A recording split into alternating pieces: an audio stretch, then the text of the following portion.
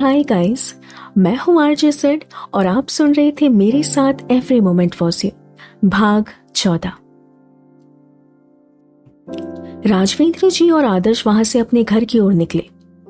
आदर्श को इतने गुस्से और तकलीफ में देखकर राजवेंद्र जी की हिम्मत नहीं हुई उससे कोई सवाल करने की। पूरे रास्ते वे दोनों खामोश रहे। घर आते ही आदर्श सीधे अपने कमरे की ओर चला गया। सुषमा जी ने उसे आवाज लगाई मगर उसने उन्हें जवाब नहीं दिया।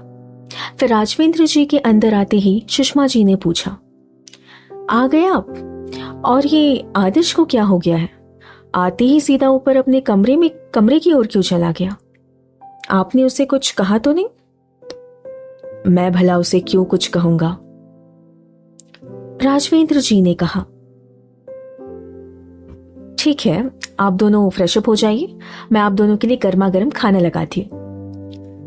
सुषमा जी ने कहा तो राजवेंद्र जी बोले, हम खाना खाकर आए हैं सुषमा। अच्छा, वैसे मैंने आप दोनों की पैकिंग कर दी है। अब फाइनली हम कल अमेरिका वापस चले जाएंगे। सुषमा जी खुश होते हुए बोली। तो राजवेंद्र जी ने उन्हें घूरते हुए कहा, सुषमा, तुम्हारे लिए तुम्हारी खुशी ही सब कुछ है ना। अब चाहे सामने वाले का इससे दिल टूटे या दुखे, इससे तुम्हें कभी कोई फर्क नहीं पड़ता। आखिर में तो वही होना है जो तुम्हारे हिसाब से सही हो। ये आप किस लहजे में बात कर रहे हैं मुझसे? और आप किस खुशी की बात कर रहे हैं? कहना क्या चाह रहे हैं आप? सुषमा जी ने सीधा सवाल किया।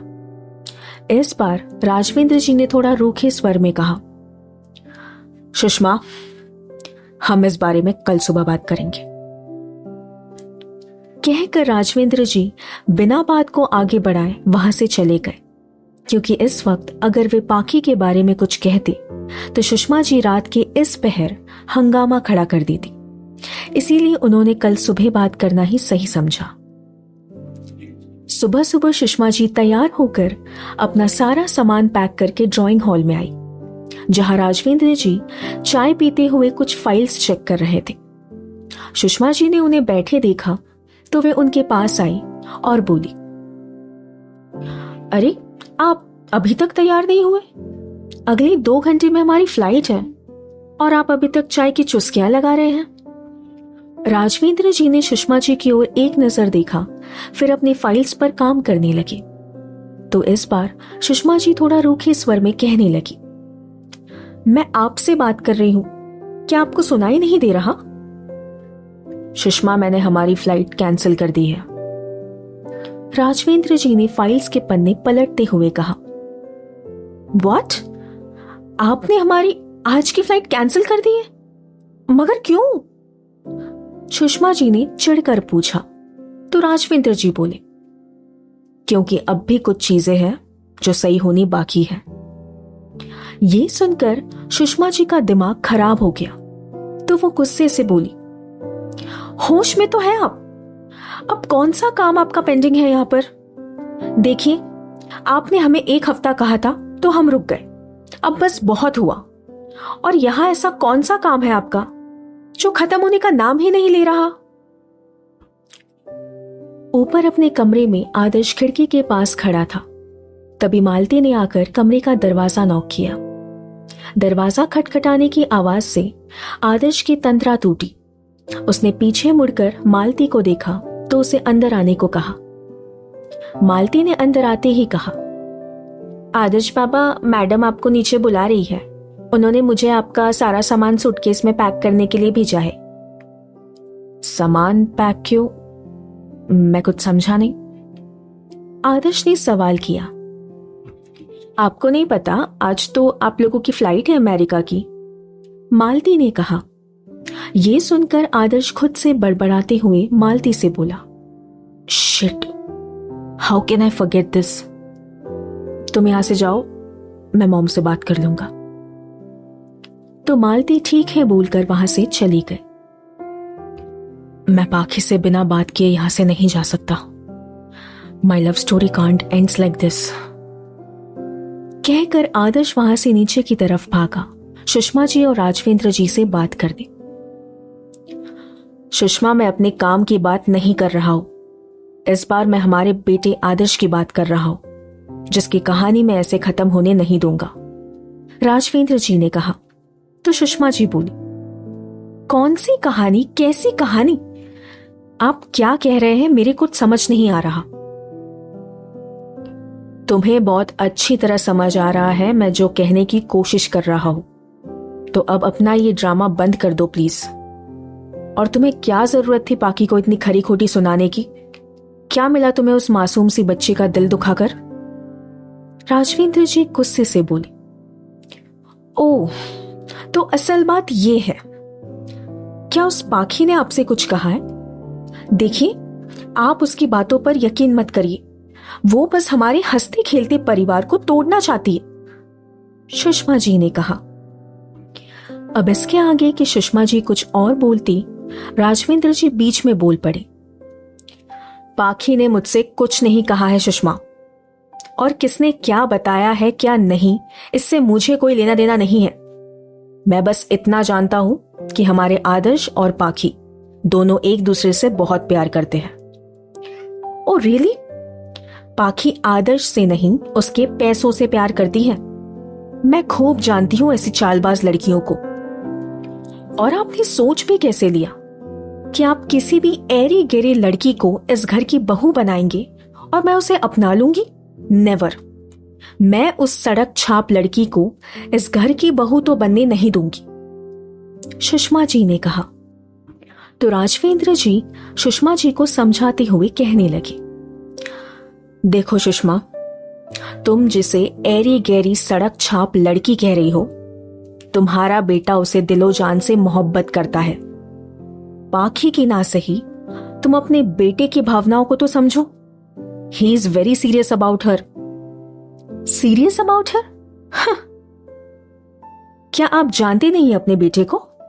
वो आज तक अमेरिका में किसी लड़की के लिए सीरियस नहीं हुआ, और वो यहां किसी लड़की के लिए सीरियस होगा? इम्पॉसिबल। कहकर सुषमा जी हंसने लगी। मैं अपने बेटे को बहुत अच्छी तरह जानता हूं, लेकिन इस बार शायद तुम उसे समझना ही नहीं चाहती, इसीलिए तुम्हें उसकी फीलिंग्स का एहसास नहीं हो रहा, राजवेंद्र जी बोले।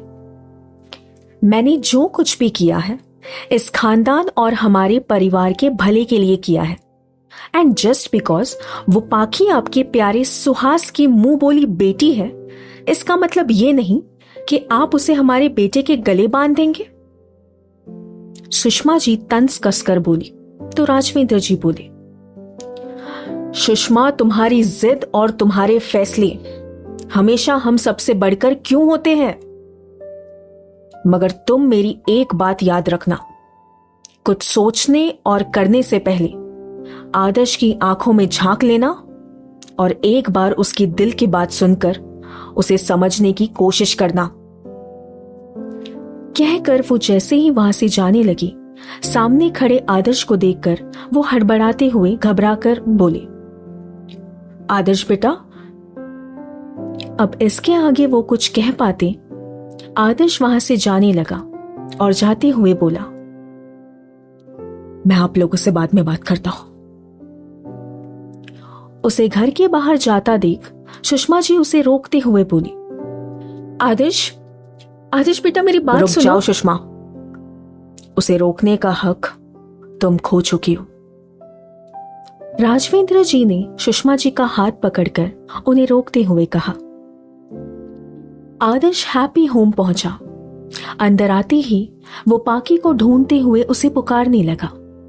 इतने में माई आई और आदर्श को इस तरह पाकी को ऐसे पुकारता देख बोली, क्या हुआ आदर्श बेटा, तुम इतनी सुबह सुबह यहाँ? क्या बात है बेटा, सब ठीक तो है ना? माई सब ठीक है। आप प्लीज मुझे ये बताइए, पाकी कहाँ है? मुझे उससे बहुत जरूरी बात करनी है। आदर्श खाई गड़बड़ में बोला, बेटा पाखी तो बाहर गार्डन एरिया में है, मगर बात क्या है? माई ने पूछा तो आदर्श बस उन्हें थैंक यू बोलकर बिना सवाल का जवाब दिए वहां से चला गया। राजू भैया, इन पौधों को ऐसे नहीं काटा जाता। मैंने आपसे कितनी बार कहा है, इन छोटे छोटे पौधों को बस हल्का सा साइड से ट्रिम करना होता है। राजू भैया को पौधा काटता देख पाखी बोली। पाखी? आदर्श ने पीछे से आकर कहा।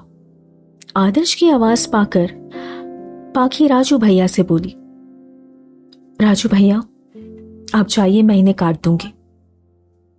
इसके बाद वो बिना आदर्श की ओर मुड़े अपना काम करने लगी तो आदर्श बोला, बहुत नाराज हो गया मुझसे, लेकिन तुम्हारी नाराजगी भी जायज है। मॉम को तुम्हारे साथ ऐसे बिहेव नहीं करना चाहिए था।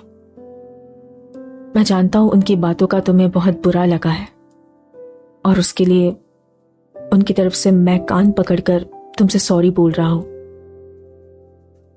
मगर मुझे अपनी फीलिंग्स को जाहिर करने के लिए बस एक मौका दो पाखी। प्लीज एक बार मेरी बात सुन लो। इसके आगे वो कुछ बोलता उससे पहले पाखी उसकी ओर पलट कर बोली,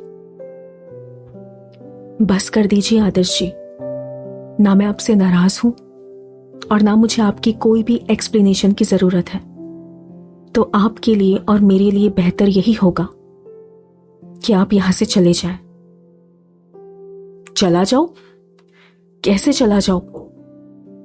मैं तुमसे बहुत प्यार करता हूं पाखी, क्या तुम्हें मेरी फीलिंग्स नजर नहीं आती? आदर्श ने पूछा। आपको सिर्फ अपनी फीलिंग्स नजर आ रहे हैं। अलीना आपसे कितना प्यार करती है, क्या आपको उसके जज्बात नजर नहीं आते? क्या ये बात नहीं जानते आप? आपके पीछे तो कितनी लड़कियां पागल हैं और आपको भी तो वैसी लड़कियां ही पसंद है ना?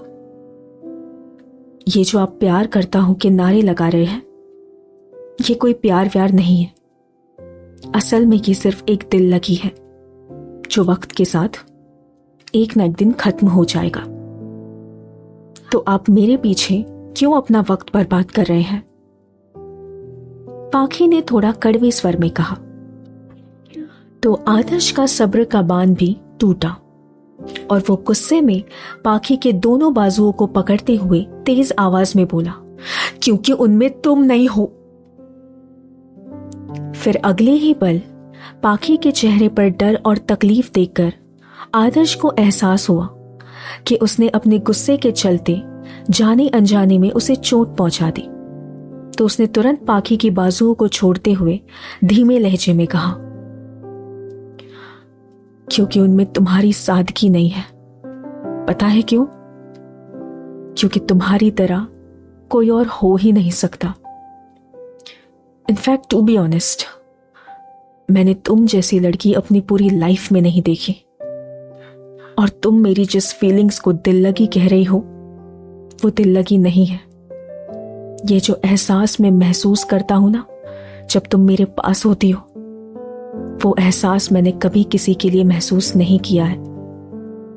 बल्कि तुमसे मिलने से पहले प्यार वर्ड मेरे लिए एक बेफिजूल चीजों में से थी, लेकिन तुमसे मिलकर मैंने जाना कि प्यार किसे कहते हैं। मुझे आज भी वो दिन, वो वक्त अच्छे से याद है जब मेरे कभी ना रुकने वाले कदम तुम्हें देखकर ठहर गए थे। उस वक्त ऐसा लगा जैसे मुझे इसके आगे एक कदम भी और नहीं चलना, लेकिन उस वक्त भी मुझे मेरे प्यार का एहसास नहीं हुआ। और जब तुमसे बात करना चाहा तो तुमने पहली नजर में मुझे इग्नोर कर दिया था। और कहीं ना कहीं मैं तभी खुद को द आदर्श देशमुख समझता था। तो मुझे ये बात हजम नहीं हुई और मैंने सोचा कि मैं अमेरिका जाने से पहले तुम्हारे मुंह से अपने लिए आई लव यू तो जरूर कहलवाऊंगा। मगर जो एहसास पहली बार में समझ नहीं पाया था, उसे तुमने मुझे समझाया है पाखी। तुमसे मिलने के बाद ऐसा एक भी दिन नहीं था जिसमें तुम नहीं थी। माई एवरी मोमेंट वॉज यू पाखी, ओनली यू। तुमने मुझे मुझसे मिलाया है और मुझे ये एहसास करवाया है कि मैं तुमसे कितना प्यार करता हूं। अब इसके बाद भी अगर तुम्हें लगता है मेरा प्यार एक दिल लगी या टाइम पास है, तो मेरे दिल का धड़कना बेफिजूल है।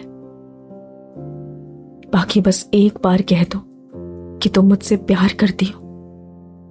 प्लीज बाकी बस एक बार कह दो। इतना सब सुनकर भी पाखी खामोश रही और अपनी नजरें झुकाए खड़ी रही। पाखी को खामोश देखकर आदर्श बोला, ठीक है, लेकिन इस बार मैं तुम्हारी खामोशी को हां नहीं समझूंगा। उसकी आवाज में उसका दर्द साफ झलक रहा था और इतना कहकर वो भारी दिल के साथ वहां से जाने लगा। हाँ, उसके कुछ कदम चलते ही पाखी ने कहा। ये सुनकर आदर्श के कदम रुक गए। एक चैन की सांस भरते हुए उसकी आंखें बंद हुई और पलकों से एक कतरा आंसू उसके गालों पर लुढ़क कर नीचे जा गिरा। एक सुकून भरी मुस्कान उसके चेहरे पर उभर आई। इसके बाद वो जितने कदम चल कर गया था उतने कदम लौट कर आया और पाखी के सामने आकर वो घुटनों के बल बैठकर बंद आंखों को खोलते हुए अपना एक हाथ आगे करके बोला, फिलहाल रिंग नहीं है मेरे पास, लेकिन फिर भी क्या मैं तुमसे शादी करके तुम्हारी इस खूबसूरत सी दुनिया का हिस्सा बन सकता हूं? पाखी ने इसका जवाब उसके हाथ पर अपना हाथ रखकर हाँ में गर्दन हिला कर दिया। हम बहुत जल्द मिलेंगे कहानी के अगले भाग में।